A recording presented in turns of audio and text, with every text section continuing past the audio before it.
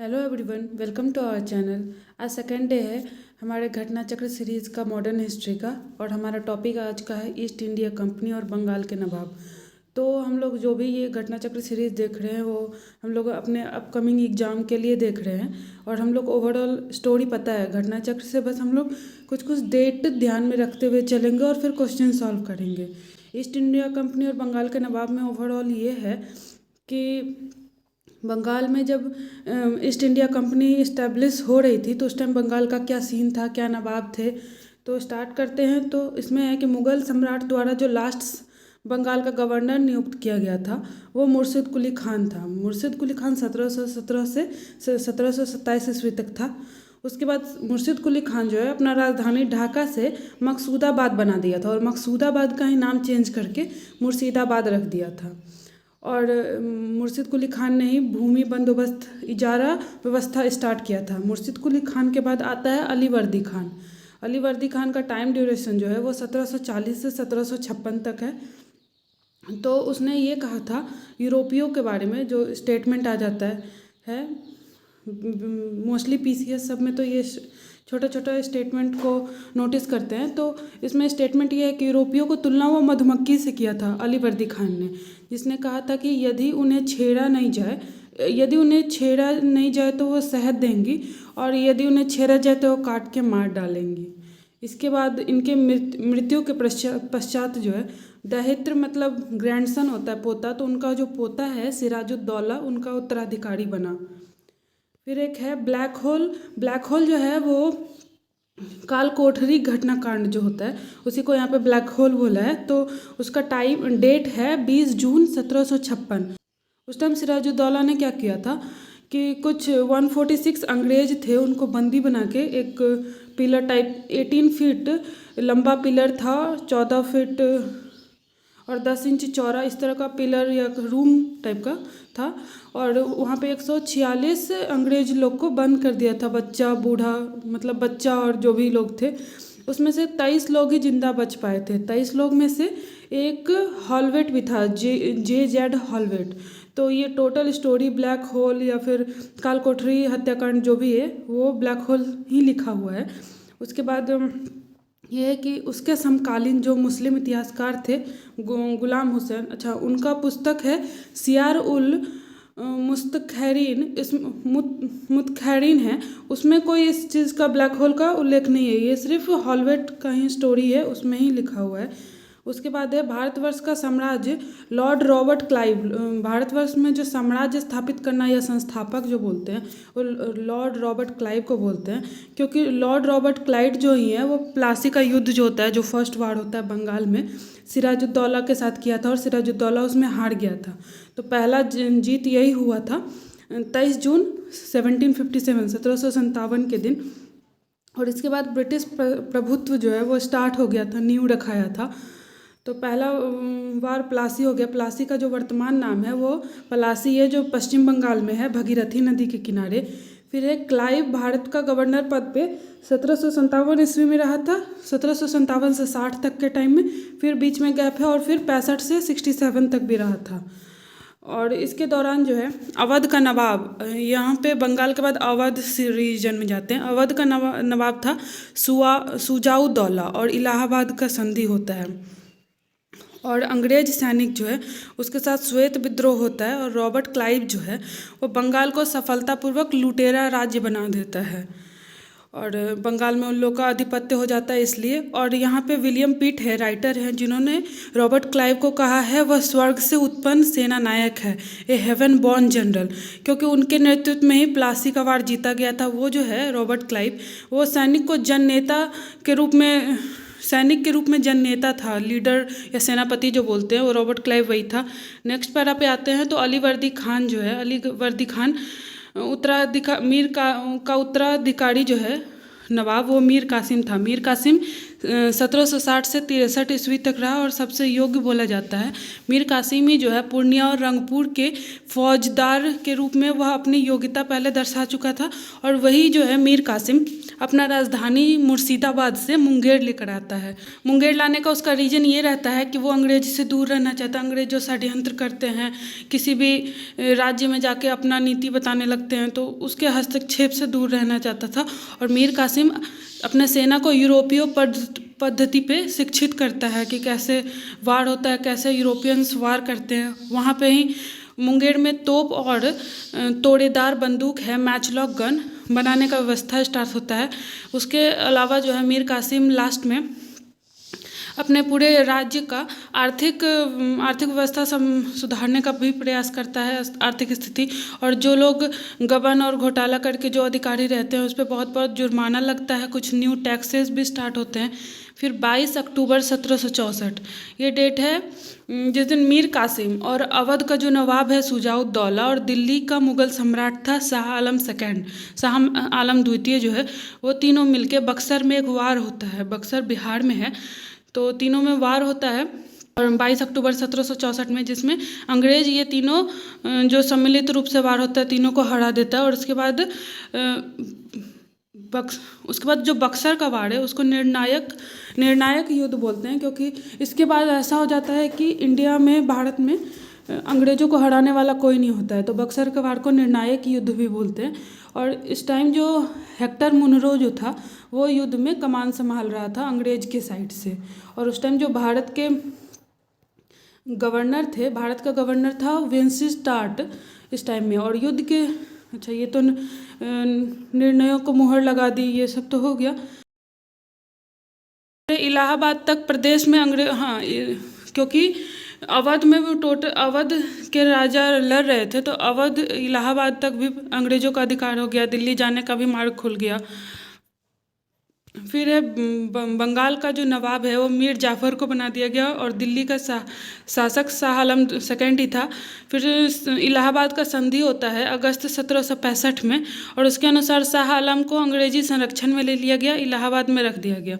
और इलाहाबाद तथा कड़ा का क्षेत्र था, वहाँ पे कड़ा का क्षेत्र जो नवाब छोड़ दिए थे वो शाह आलम को मिला। फिर 12 अगस्त 1765, एक साल बाद का बात है, फरमान मुगल बादशाह शाह आलम सेकंड को कंपनी को बंगाल, बिहार और उड़ीसा को दीवानी को अस्थायी रूप में दे दिया गया। जो दीवानी होता था, रिवेन्यू टैक्स कलेक्ट करना, ये सब अंग्रेजों को दे दिया गया, जिसके बदले कंपनी को जो है 26 लाख रुपया दिया जाना था और निजामत व्यय के लिए कंपनी को 53 लाख रुपए देना था। इस समय रॉबर्ट क्लाइव जो है ईस्ट इंडिया कंपनी का बंगाल का गवर्नर था। तो रॉबर्ट क्लाइव जो है कुछ पार्ट में डिवाइड कर दिया। बंगाल में द्वैध शासन का शुरुआत हुआ, रॉबर्ट क्लाइव स्टार्ट किया। उसके बाद कंपनी ने दीवानी कार्य जो है उप दीवान घोषित किया। बंगाल का जो उप दीवान था मोहम्मद रजा खान और बिहार में जो उप दीवान था वो राजा सिताब राय को नियुक्त किया गया। और शाह आलम सेकंड जो है वो संपूर्ण जीवन उसका आपदाओं से ही ग्रसित रहा। शाह आलम द्वितीय को अंधा भी कर दिया गया और उनके जो 1803 में दिल्ली पर अंग्रेज का अधिकार हो गया 1803 में। फिर उनका 2 बेटा था, अकबर सेकंड और बहादुर शाह सेकंड। उस दोनों को ईस्ट इंडिया कंपनी, मतलब उन लोगों को कोई प्लेस नहीं मिला, कोई राज्य नहीं मिला, वो लोग बस पेंशन भोगी मात्र बन के रह गए। फिर 1765 ईस्वी का टाइम है। 1765 ईस्वी में अंग्रेजों द्वारा सिलहट की दीवानी प्राप्त की गई तथा बर्मा के बाद स्कॉट द्वारा सिलहट को जयंतिया तथा गारो जो नॉर्थ ईस्ट का क्षेत्र है बर्मा उससे सटा हुआ है, बर्मा म्यांमार, तो गारो को पहाड़ी क्षेत्र को जोड़ने के लिए सड़कों के निर्माण किया जाना था। इसके विरोध में पहाड़ियों पर रहने वाले खासी जनजातियों के लोग ने अपने नेता उनके थे तीरथ सिंह के नेतृत्व में विद्रोह किया था। और ये है KM पन्नीकर कहे हैं कि 1765 से 1772 ईस्वी तक कंपनी ने बंगाल को डाकुओं का राज्य स्थापित कर दिया गया था। नीचे क्वेश्चंस है, निम्नलिखित में से कौन सा मुगल सम्राट द्वारा नियुक्त बंगाल का अंतिम गवर्नर था? बंगाल का अंतिम गवर्नर जो था वो मुर्शिद कुली खान, उसको नियुक्त किया गया था। उसके बाद है निम्नलिखित में से कौन सा युद्ध जिसने भारत को ब्रिटिश प्रभुत्व प्रारंभ किया था? प्रारंभ जो हुआ था प्लासी के युद्ध से हुआ था। उसके बाद नेक्स्ट है इंग्लैंड में ईस्ट इंडिया कंपनी की भारत के प्रथम निर्णायक सैन्य सफलता मानी जाती है। निर्णायक जो था वो बक्सर का युद्ध था। 3 का बी हो गया। नेक्स्ट है प्लासी का युद्ध कब लड़ा गया था? प्लासी का युद्ध जो है 57 1857 के 100 साल पहले 1757 इसमें हो गया था 4। फिर नेक्स्ट क्वेश्चन पे आते हैं हम लोग। सिराजुद्दौला लॉर्ड क्लाइव द्वारा परास्त हुआ था के युद्ध में? तो ये प्लासी के युद्ध में सिराजुद्दौला परास्त हुआ था। नेक्स्ट है भारतवर्ष में यहाँ पे सिराजुद्दौला प्लासी के युद्ध में परास्त हुआ था और बक्सर के युद्ध में अवध का नवाब वो शुजाउद्दौला था। 6 नंबर में भारतवर्ष के ब्रिटिश साम्राज्य का संस्थापक कौन था? ब्रिटिश साम्राज्य का संस्थापक रॉबर्ट क्लाइव को मानते हैं क्योंकि स्टार्ट प्लासी के वार से हुआ था और उस टाइम ये सेनापति था और गवर्नर भी था। नेक्स्ट है 7 नंबर में निम्नलिखित में से किसे स्वर्ग से उत्पन्न सेना नायक रॉबर्ट क्लाइव को बोलते हैं? 8 नंबर है प्लासी का युद्ध मैदान कहाँ स्थित है? प्लासी जो है वो बंगाल में स्थित है, पश्चिम बंगाल। ठीक है। फिर 9 नंबर है निम्नलिखित में से किसने अपनी राजधानी मुर्शिदाबाद से मुंगेर मीर कासिम लेकर आए थे? 9 नंबर हो गया। नेक्स्ट क्वेश्चन है सबसे अधिक निर्णायक युद्ध जिसने अंग्रेजों के भारत में प्रभुत्व को स्थापित किया, यह बक्सर है, बक्सर का युद्ध। फिर है अंग्रेजी ईस्ट इंडिया कंपनी द्वारा लड़े गए निम्नलिखित युद्धों में से कौन सा सर्वाधिक निर्णायक था? बक्सर का लड़ाई। फिर है निम्नलिखित में से कौन सा युद्ध भारत के अंग्रेजों में आधिपत्य वाला? बक्सर ही है। नेक्स्ट आते हैं क्वेश्चन। तो बक्सर के युद्ध के समय दिल्ली का शासक कौन था? शाह आलम सेकंड था। बक्सर की लड़ाई के समय बंगाल का नवाब कौन था? बंगाल का नवाब जो था वो मीर जाफर था। फिर निम्नलिखित में से जिस एक शासक ने ईस्ट इंडिया कंपनी को दीवानी दी थी, दीवानी जो दिया था वो शाह आलम द्वितीय दिया था।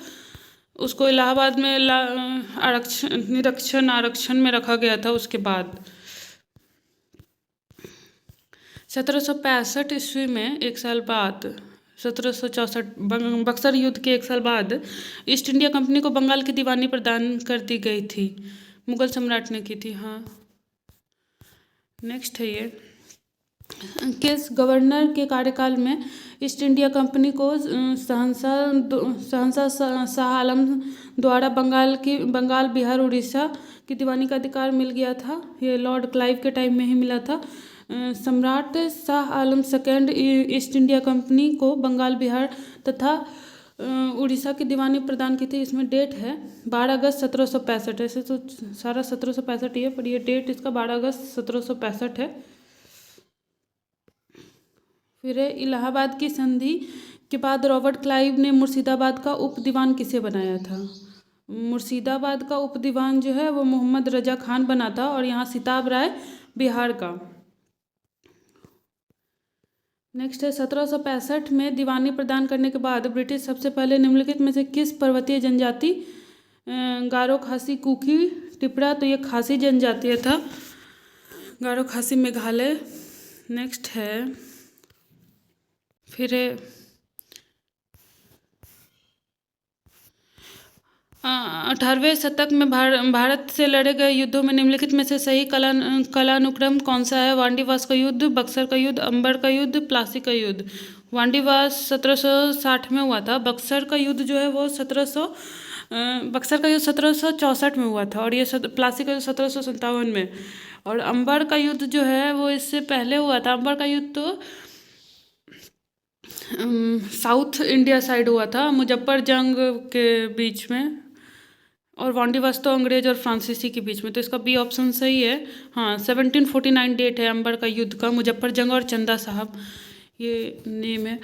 उसके बाद नेक्स्ट उन फ्रांसीसी सेनापति का नाम बताइए जो 1760 में वांडीवास के युद्ध में पराजित हुआ था। काउंट लाली यही है, फर्स्ट नंबर है। हाँ नेक्स्ट है वांडीवास के युद्ध में 1760 में फ्रेंच ने ब्रिटिश को हराया था। वांडीवास में फ्रेंच ने ब्रिटिश को नहीं हराया था, ब्रिटिश ने फ्रेंच को हराया था। नेक्स्ट है निम्नलिखित में से कौन सा युग्म सही सुमेलित है? बक्सर का युद्ध मीर जाफर के विरुद्ध क्लाइव। बक्सर का युद्ध जो है वो क्लाइव ने किया था, तो ये सही नहीं है। वांडीवास का युद्ध जो है फ्रांसीसी के विरुद्ध ईस्ट इंडिया कंपनी, ये सही है। नेक्स्ट है निम्नलिखित में से किसने भारत में अंग्रेज का सर्वाधिक विरोध किया?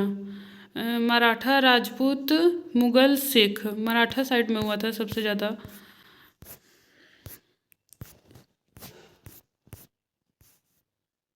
अब नेक्स्ट टॉपिक आ रहा है क्षेत्रीय राज्य पंजाब और मैसूर। ये हम लोग अपने नेक्स्ट पार्ट में पढ़ेंगे। Thank you for today. Have a nice day. Subscribe and share. Thank you.